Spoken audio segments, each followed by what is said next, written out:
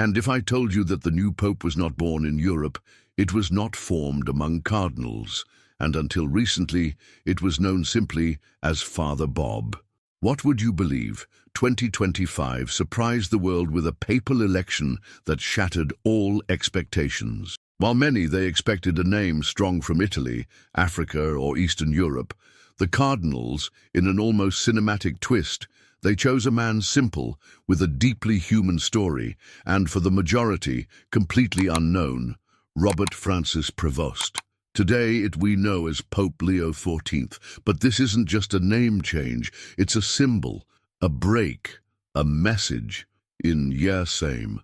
Prevost did not emerge from the center of ecclesiastical power, but from the spiritual peripheries, from humble neighborhoods in Chicago and from lands dusty in deep Peru.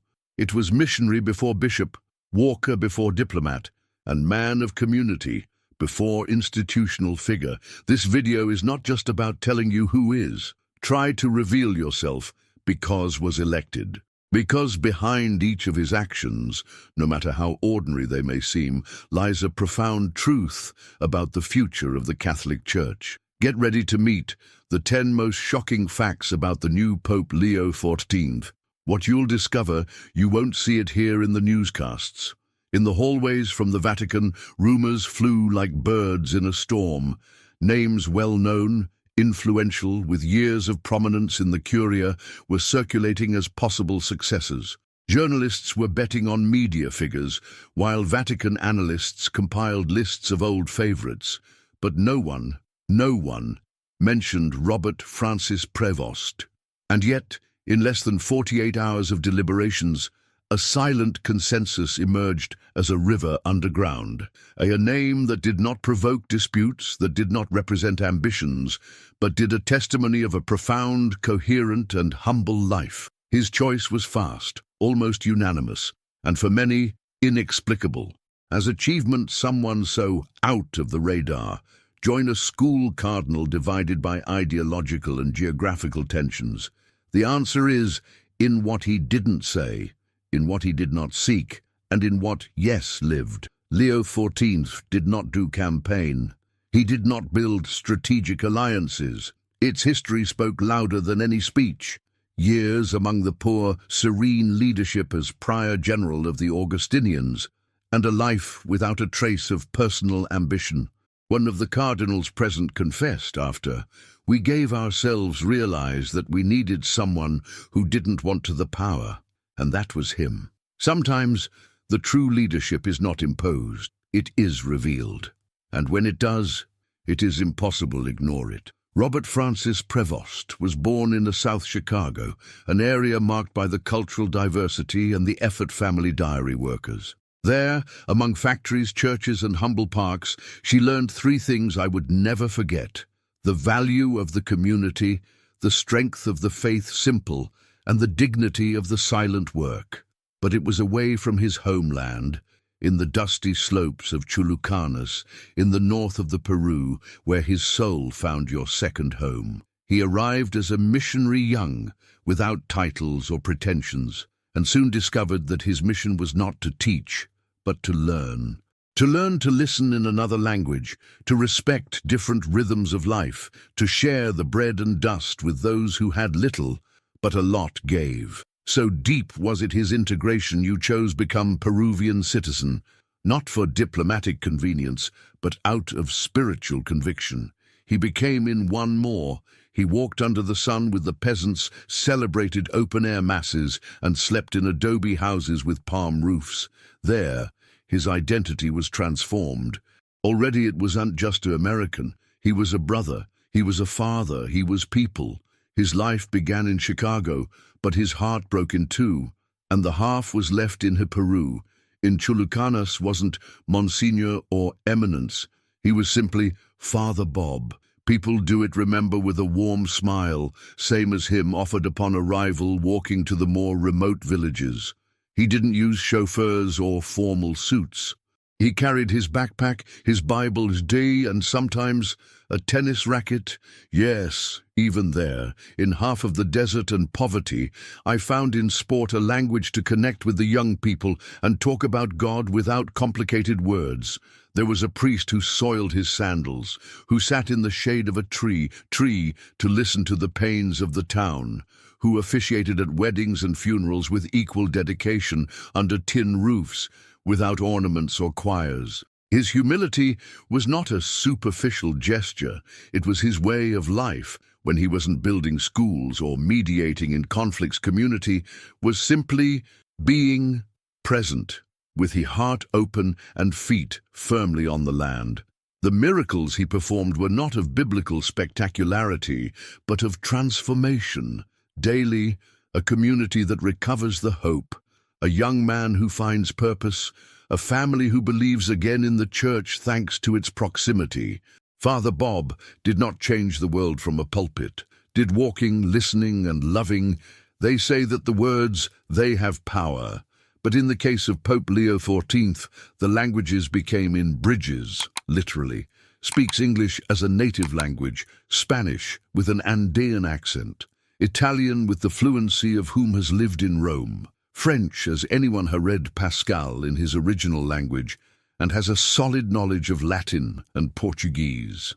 He did not study languages for academic prestige. He did it out of love, out of pastoral need, out of commitment, with the dignity of the other.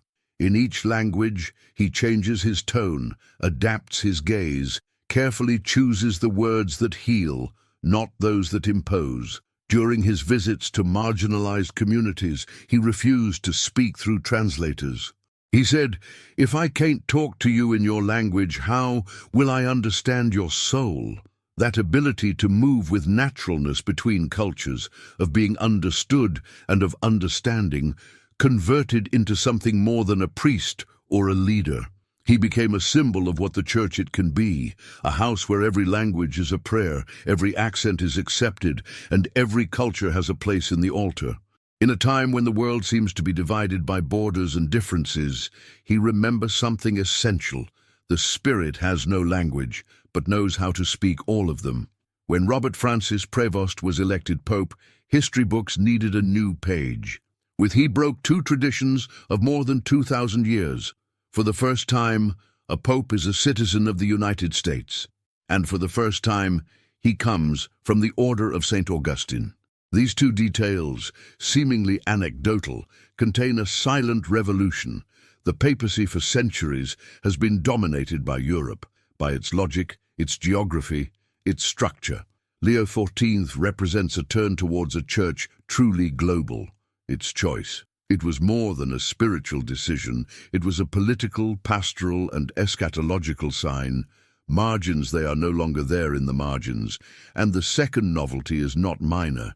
It's belonging to the Augustinians. Unlike other orders focused on the external action, the Augustinians prioritize the interiority, the search for the truth within the soul, and the unit in the diversity. It is no coincidence.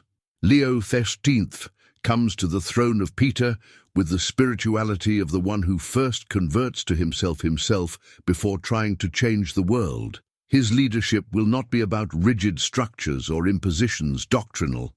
It will be a constant call to the inner transformation. He is not just the first American pope, he is the first of a new time. Looking at the life of Leo XIV, one does not see simply a biographical tour. See a living symbol, a prophetic map of the direction that the church could take if you decide to return to the heart of the gospel. His love for tennis is not a trivial detail. For him, it was always a form of spiritual discipline, concentration, balance, respect for the adversary, perseverance in defeat. In their own words, every point is an opportunity to start over, like the funny, his loyalty to the White Sox baseball team. It is not a coincidence either. In an institution accustomed to looking towards the elites, their fandom for a modest team speaks of loyalty to the humble roots. He is not ashamed of having grown in a class neighborhood worker. On the contrary, it carry with pride like a medal invisible. As prior general of the Augustinians, he traveled to more than 40 countries. He listened more than he spoke. He renewed structures without breaking the tradition. His style was of the leader who serves, not one who commands. Today, as Pope, his presence evokes a different model of church, less focused on power, more focused on the royal presence, less throne, more shared table. Leo XIV is not just a man, it's a parable, a sign, and perhaps a hope. Now that you know the most surprising facts about Pope Leo XIV, one question remains: the air like incense in an empty cathedral. Why he? Why now? The answer is not only in his biography, but in what your choice means.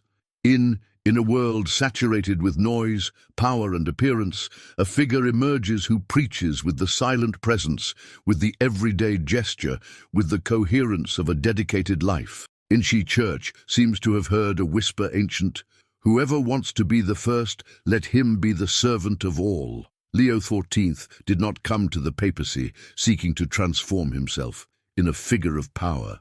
He was elected precisely because he never wanted. And maybe that's why same can transform everything. This Pope is not coming from the center.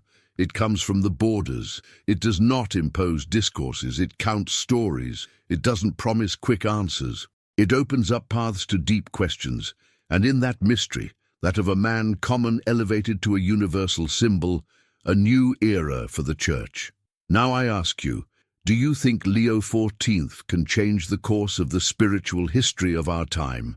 Leave me your opinion in the comments. And if this story surprised you, like it and share it with who still believes that the Vatican cannot surprise us. Subscribe so you don't miss the next mysteries that are about to be revealed.